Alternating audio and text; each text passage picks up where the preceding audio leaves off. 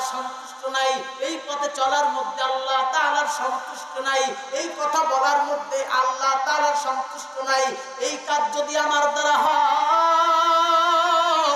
কিয়ামতের ময়দানে আমার রবের সামনে আমি কি জবাব দিব? এই কথা চিন্তা করিয়া ওই কাজ থেকে যে নিজেকে হেফাজত করেছে, ওই কথার থেকে নিজেকে যে হেফাজত করেছে, আল্লাহ তাআলা বলে ওই বান্দা আমি আল্লাহ তাআলাকে ভয় করলো। আল্লাহ তাআলা বলে আমি আল্লাহ তাদের জন্য জান্নাত নামক নিয়ামত রেখে দিয়েছি। সুবহানাল্লাহ।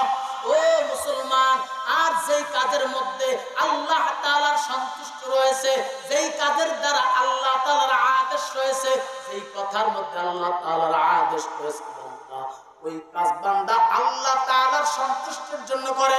যেই কাজটা ইখলাস বলা হয়, অর্থাৎ আল্লাহর সন্তুষ্টির জন্য হয়, যেই ভালো কাজটা তাকে তাকওয়া বলা হয়, তাকে ইখলাস বলা হয়। এই কাজের দ্বারা বান্দা সৎ কাজ বলা হয়, পূর্ণ কাজ বলা হয়। এই পূর্ণ কাজ করে যদি বান্দা দুনিয়ার থেকে বিদায় নিতে পারে, বান্দা কিয়ামতের ময়দানে আল্লাহ তাআলা তোমাকে ঘোষণা করিয়া দিয়েছে, ও